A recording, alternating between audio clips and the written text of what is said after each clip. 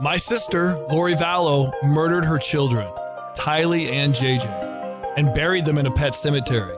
And we're all trying to make sense of it. So let's talk about it. Welcome back to our podcast.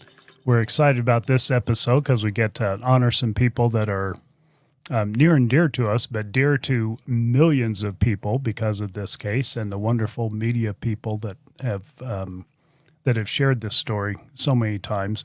People will notice on the title that we had a hard time deciding how to word the title. Do we say who are Tylee, JJ, and Charles, or who were? Obviously, they've passed. They were murdered tragically. Tammy was also. We just didn't know Tammy, so we can't honor her the same. Right. But want to acknowledge that. So, and Brandon was shot at, almost killed. So there's that. Like we talked about this whole thing, there's a huge onion. And every time we talk about one thing, Rex, I feel like we're peeling back onion after onion. It never ends. And then you have to acknowledge just so many different what happens because there. There's so much to talk about. Exactly. There is. But this is one of the happier subjects we have to talk about in these podcasts. Tylee, JJ, and Charles. It's tragic that we're remembering them post-mortem, but we are happy to talk about them. What's a good memory you have of Tylee? Tylee, when she was younger, she was something else. She was a firecracker. Well, I love to kiss Tylee's cheeks, and Tylee wasn't having it. So I remember as a kid, I would kiss Tylee's cheek, and she goes, "Bubby, stop that!" And I was like, "Okay, you want me to take the kiss off?" She goes, "Yes." I was like, "Okay." So she put her cheek out, and I would kiss her again to take the kiss off, and then everybody would be like, "Tylee, you know he just got 2 kisses, right?" And she goes, "Bubby, why did you do that?" So Tylee was so. Sometimes people perceived her as harder on the outside, but she was a real soft, sweet spirit on the inside.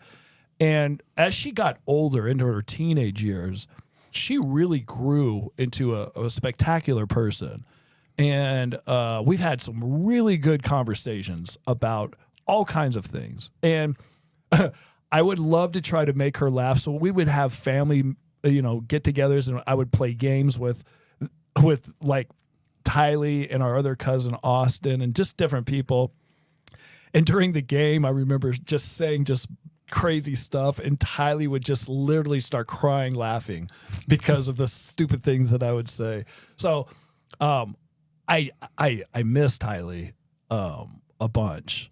And the last time I saw Tylee alive, I've told a few people this story, but she was at my mom's house when I found out that Charles was killed. And me and my son Zach walked in to the house, and Tylee was there. And at the time, I didn't know what was going on. In my mind and my heart, I felt like Charles was murdered. So the story that they went with was that Tylee had a baseball bat and was going to hit Charles, or tried to hit Charles, and Charles took the baseball bat away from her and was going like this to Tylee. And that's why Alex shot Charles. That was the story. I didn't buy it from the get-go. I didn't buy that story. So when I walked in and I saw Tylee there, I didn't know what to say. I didn't know if she was involved in it. I didn't know what was happening. She was standing there crying, and she was talking to my mom.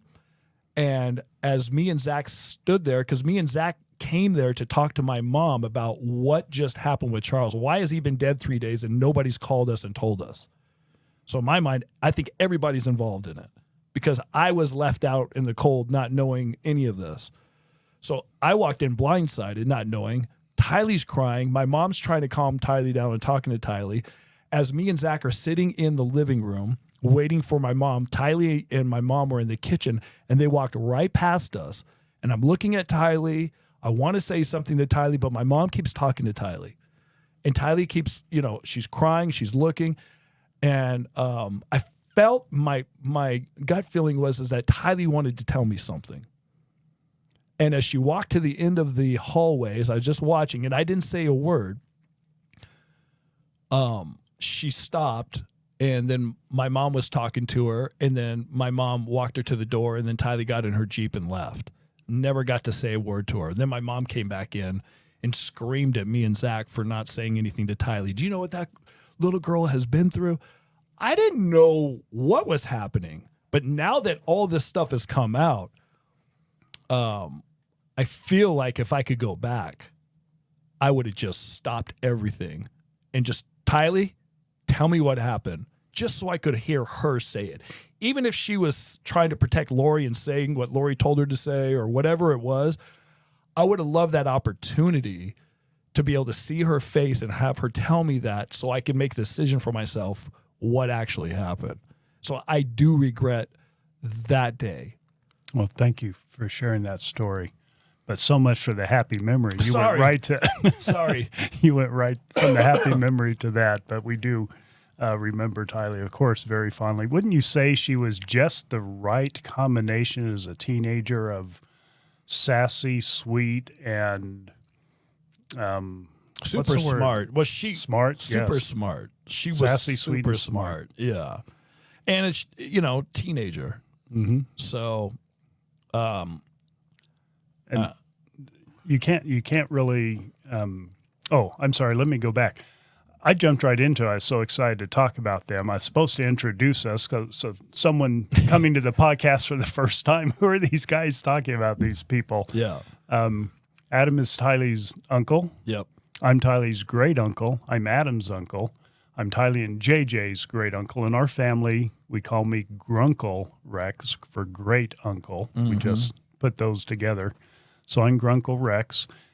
Notice we're introducing ourselves, our relation to Tylee, not to Lori. Mm-hmm. We're related to Lori. We aren't disassociating that. We aren't trying to hide that, but we like bringing memory to Tylee and JJ. Mm-hmm. Okay, and that's where we like the focus to be.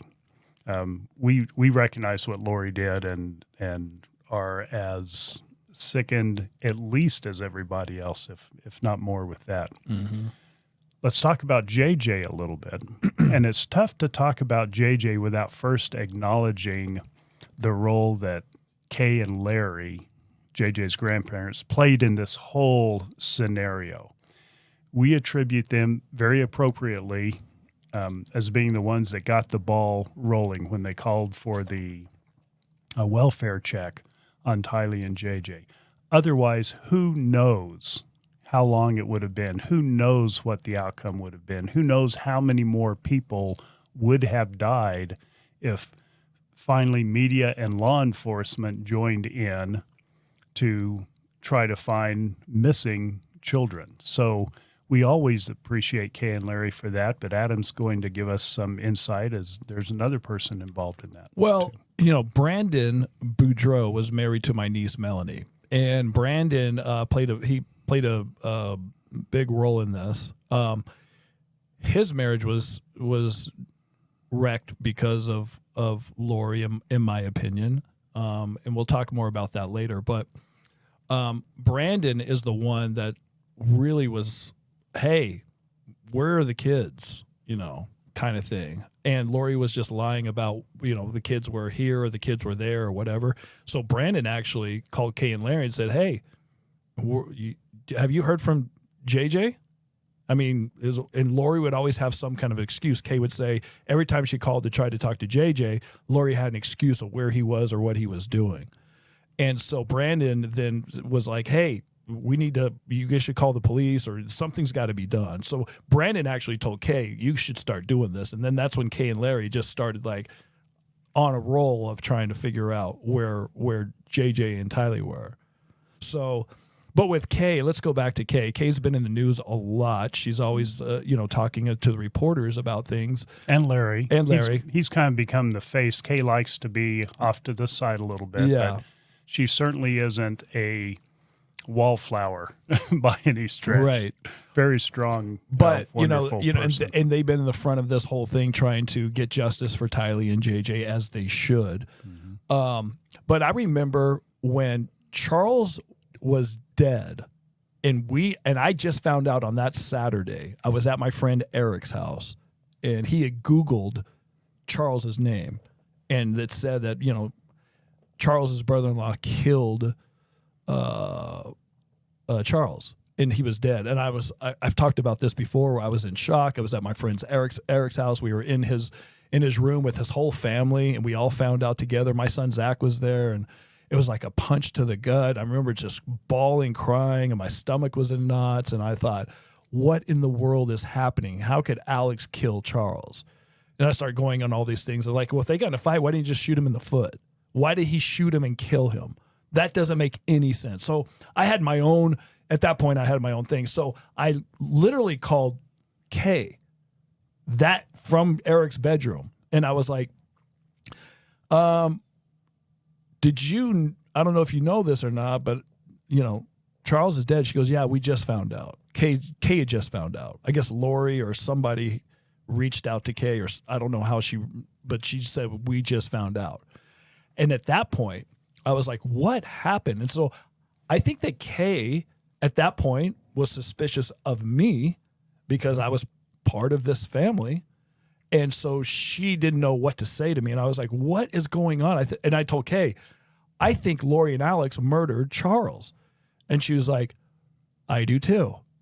So then at that moment, we both had a connection.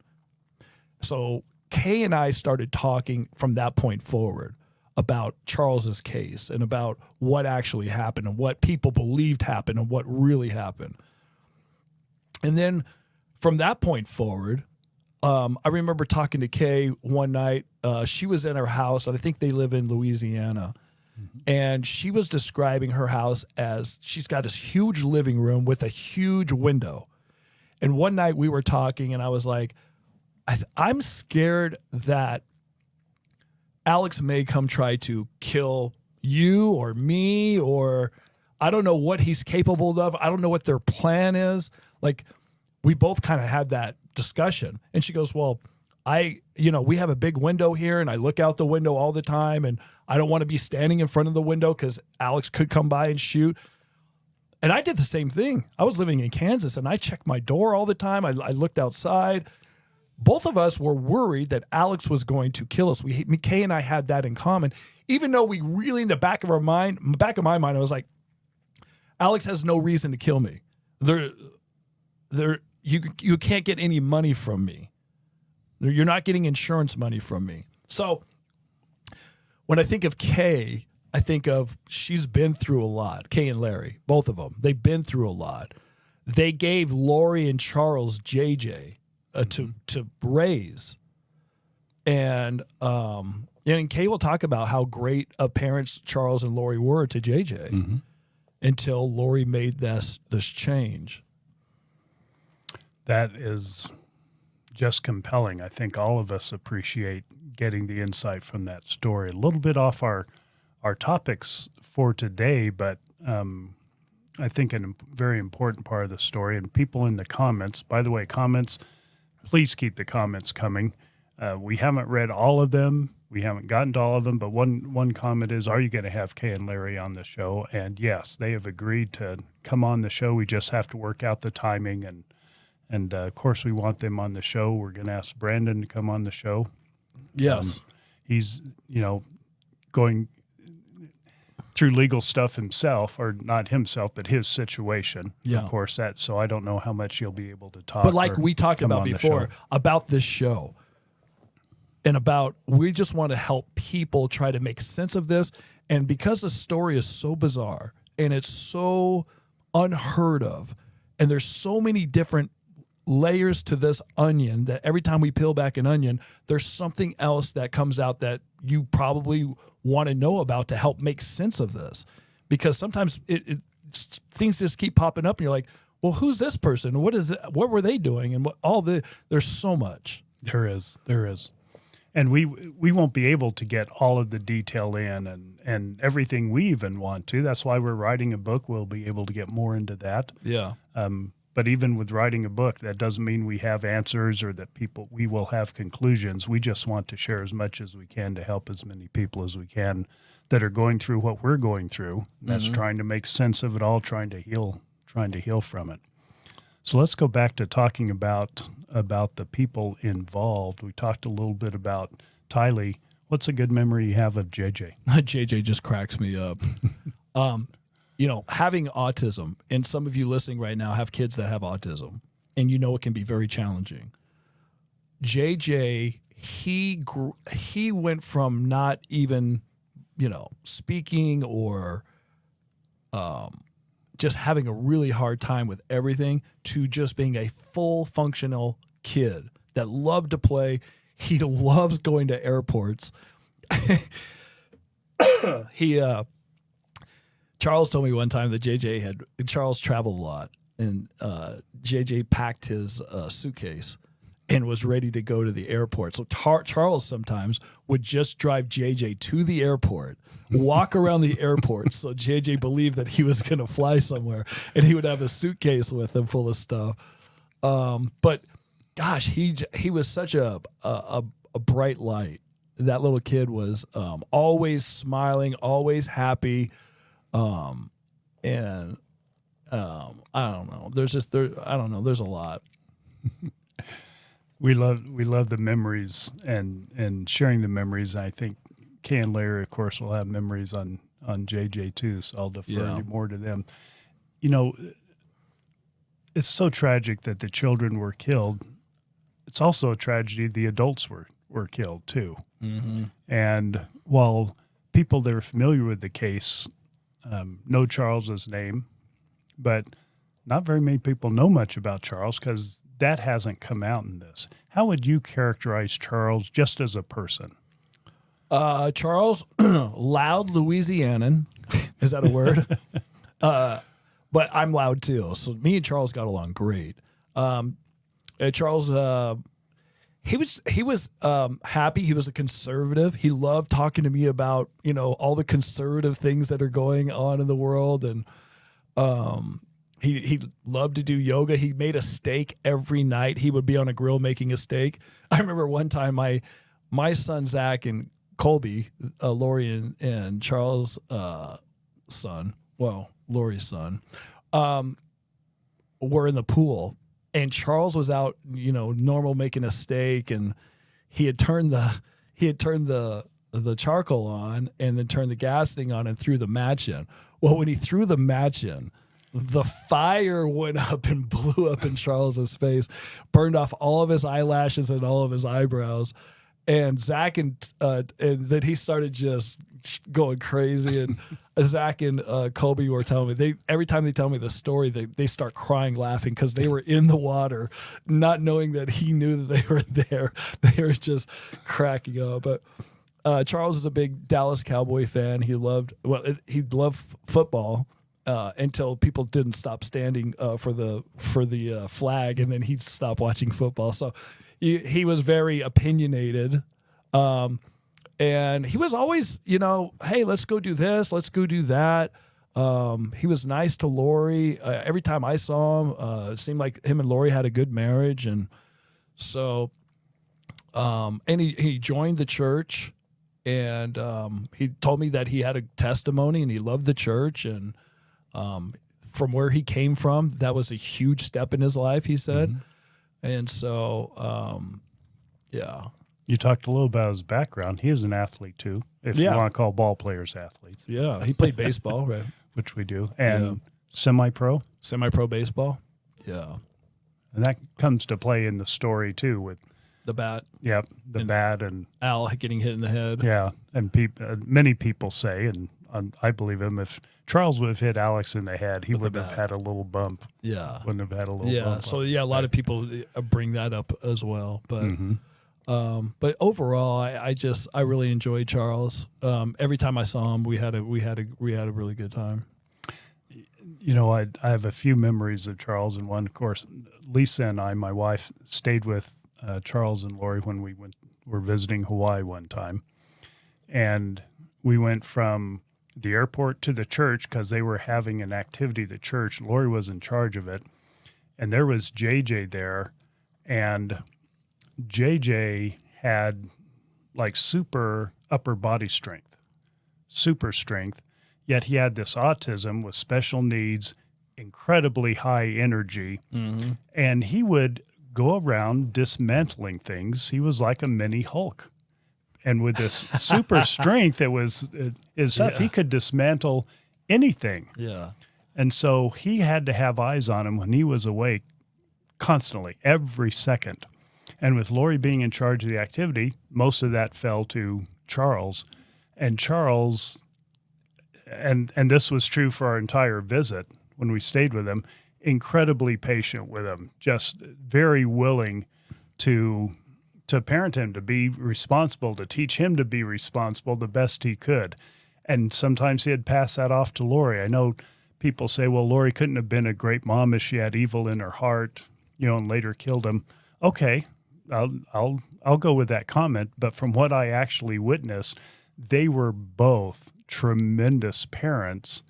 And let's not leave Charles at, we talk about Lori because she's part of the case. Yeah. Well, they're both part of the case, but she is on trial. Yeah. They both exhibited that just as parents, just dedicated to JJ and Tylee. Tylee being a teenager, was a teenager and that's challenging for any teenager, any parents. They were both tremendous for both of them from our observations. We didn't get to see into their hearts. Right. What they're thinking, but our observations were that. So I just admired him to no end and just laughed, not belly laugh, but I was always amused, always entertained by Charles, being as opinionated as he was, Yes. conservative as he was. It was always fun to listen to him. He didn't rant like no one was around and just saying what was on his mind, but he was definitely opinionated, and that was very, very enjoyable. Yeah. So we talked about Tylee, we talked about JJ, we talked about Charles. Tammy, on the other hand, I never met Tammy. I didn't know Chad or Tammy, but they're also part of the story. Mm-hmm. And we hope to have a guest on we've been in contact with that can tell us a little bit more about Tammy, because we like to acknowledge all the victims, and there are many more than the ones that have been murdered, but we want to acknowledge the ones that were murdered. It's such a tragedy. It's such a key part of this. And the silver lining to bring out from that is we can remember, as anyone departs, we can remember the good part of them, but it's such a tragedy when people are murdered, and the rest of that life is taken away from them. But it does give us more of an opportunity for an outpouring of love for their family members. We've experienced that, you and I have, and we weren't their parents. I mean, we weren't on the complete inner circle, but the love that's shared for something like that, the way it brings people together, to me, is a silver lining of the whole scenario. Yeah. I mean, when you talk about this story with the kids being killed, Charles being killed, Tammy being killed, and Brandon being shot at, almost killed, you figure, like, what kind of plan was this, and why are these people the people that were involved? Why was Tylee killed? Why was JJ killed? Why was Charles and Tammy killed? And you hear a lot of people have their own thoughts of why this actually happened. And you were in court. You got to see evidence and hear all these things that were presented. But my question to you is, as they were alive in this situation, is there anything that they could have seen coming, or that they could have, been more cautious of, or any of that? I don't know how that, Yeah, I don't know, but I'll give you one hint. Again, this is public knowledge. On a phone call, I can't remember who Lori was talking to. It may have been Melanie, who knows. But she said, well, and Tylee's dark also. And Tylee was there. She was leaving to go somewhere. She said, oh, no, Mom, not me. And we heard from a friend of Tylee's that Tylee was scared. And I believe Tylee knew that if her mom was talking about her being dark, she is in danger. I believe that. I don't know that, of course. I'm not in Tylee's mind either. Right. Charles knew that I mean, Lori talked about murdering Charles to Charles. That's another comment we can bring up now. At least we can handle one of the comments. People said, well, Adam, if you knew that Lori was planning to kill Charles, why didn't you do something? Why didn't you go to law enforcement? Well, first of all, Lori's experience to law enforcement at that time, she talked to him. Law enforcement didn't do anything with her. And how could they? I'm not blaming law enforcement for that, but how could they do something at that point when she hadn't done anything? But I'll let you address that in a second. But the people that I don't think JJ, I don't know about Tammy. I would suspect she may have suspected something. But how do you wrap your hands around? I think someone's trying to kill me. Right. Well, the thing about that is I heard that, in my opinion, she said that somebody took a shot at her with a paint gun or something like that. Mm-hmm. I'm pretty sure. We're talking Tammy now. Tammy. I'm pretty sure that was Alex. Mm-hmm. Right? That's what the evidence showed. Yeah.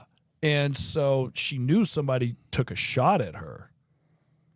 And Chad, I think, had talked about that his wife was going to die early, and he's told other people all that stuff too. So the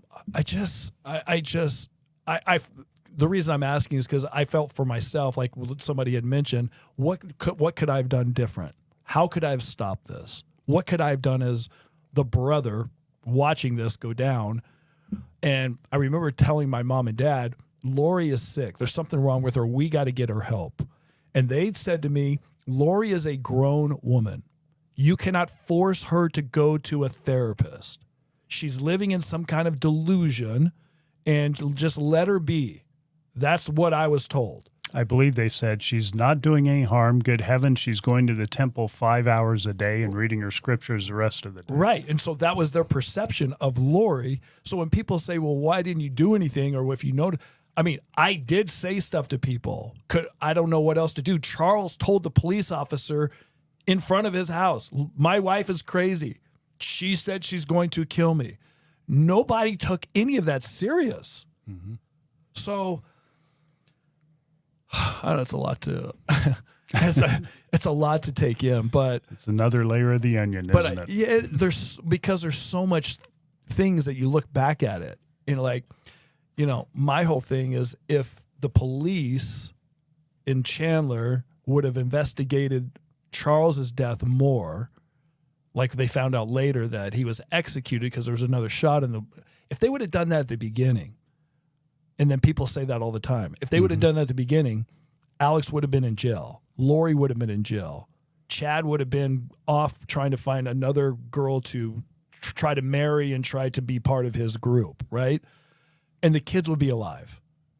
There's scenarios that people talk about that all the time.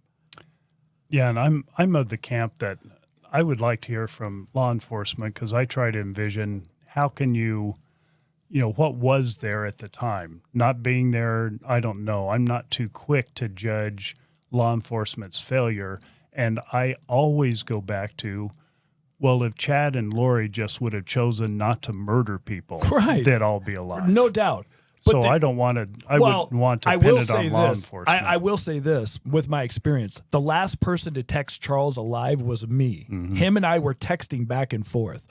The fight that Lori said to the police officers, the fight was Charles. I took Charles's phone and I was going through his phone. They left the phone with Lori. Mm-hmm. The police did not even take the phone.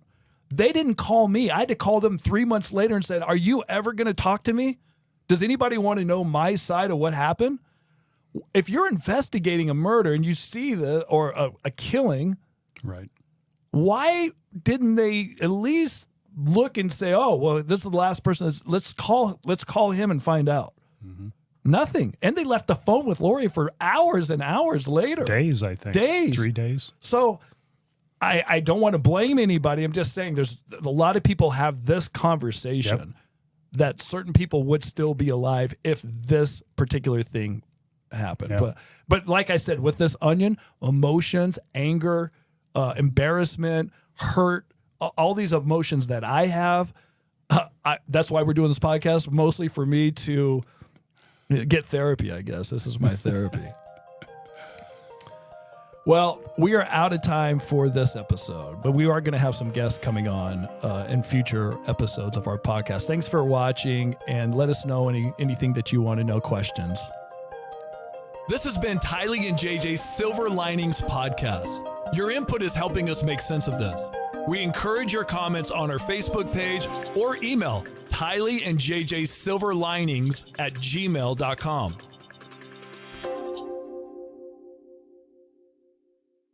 This has been a production from A Podcast Studio.